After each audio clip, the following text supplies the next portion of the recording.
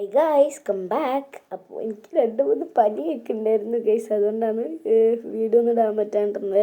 I am really sorry. ഞാൻ എന്തായാലും ഇനി തൊട്ട് വീഡിയോ ഇടും. അപ്പോൾ ഇതിൻ്റെ ഇന്ന് ഉണ്ടാക്കാൻ പോകുന്ന കുറച്ച് ഫ്ലവേഴ്സ് അല്ലെങ്കിൽ ലീവ്സ് എന്താണെങ്കിലും പറയാം.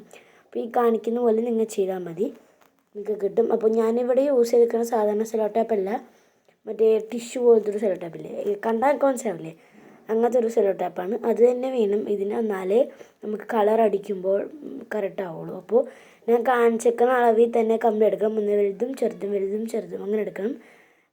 അങ്ങനെ എടുക്കണ്ടെങ്കിൽ എടുക്കണ്ട, നിങ്ങളുടെ ഇഷ്ടം പോലെ. അപ്പോൾ അങ്ങനെ എടുക്കണമെങ്കിൽ കുറച്ചുകൂടി നല്ലത്. അതിന് ശേഷം ഇങ്ങനെ കളർ അടിച്ചെടുക്കും. കൈ ഇങ്ങനെ വെച്ചിട്ട് കളർ അടിക്കുമ്പോൾ കൈയിൻ്റെ പാട് വരും. അപ്പോൾ ഇതുപോലെ ഒബ്ജക്റ്റ് പെൻസിൽ അങ്ങനെ എന്തെങ്കിലുമൊക്കെ വെച്ചിട്ട് അടിക്കാം. മഞ്ഞ അടിച്ചു കൊടുത്തിട്ട് പിന്നെ ബോർഡർ ലൈനായിട്ട് ഞാനിവിടെ യൂസ് ചെയ്യുന്നത് കട്ടിയുള്ള ഗ്രീനാണ്. അതിനുശേഷം അലൂമിനിയം ഫോം അതിൻ്റെ ഉള്ളിലേക്ക് വെച്ച്, പക്ഷെ അത് വർക്കായില്ല. അപ്പോൾ അലൂമിനിയം ഫോം വെക്കണ്ട, അതിന് വരെ വല്ല പേപ്പർ വെച്ചിട്ട് അതിൻ്റെ പൊക്കത്ത് ക്ലേയോ എന്തെങ്കിലും സ്മൂത്തായിട്ടുള്ള കുത്തി വെക്കാൻ പറ്റുന്നൊരു സാധനം വെക്കുക. എന്നിട്ട് അതിൻ്റെ പൊക്കത്ത് ഒരു ബ്രൗൺ കളർ ക്ലേ, ഒരു മണ്ണിൻ്റെ ഒരു എഫക്റ്റ് കിട്ടാൻ വേണ്ടി. പിന്നെ ഞാൻ സ്റ്റെമ്മിന് ഒരു സെല്ലോ ടാപ്പ്, എൻ്റെ കയ്യിൽ ബ്രൗൺ ഉണ്ടായിരുന്ന സെല്ലോ ടാപ്പ് ചുറ്റി കൊടുത്തിട്ടുണ്ട്. നിങ്ങൾക്ക് അങ്ങനെ ചെയ്യാം, അല്ലെങ്കിൽ ഇങ്ങനെയും ചെയ്യാം. അപ്പോൾ ഇങ്ങനെയുണ്ട്. അപ്പോൾ ഇതാണ് ഞാൻ ആ ഡെക്കറേറ്റൊക്കെ ചെയ്ത്, ഇതാണ് നമ്മൾ ഉണ്ടാക്കിയ സാധനം. പക്ഷേ എൻ്റെ പൊക്കത്ത് ഒരു ഫ്ലവർ വെച്ചാലേ അത് മതിയാക്കി നല്ല ഭംഗിയിട്ടുണ്ടായിട്ട് കാണുള്ളൂ. അപ്പോൾ അത്രേ ഉള്ളൂ. ബൈ.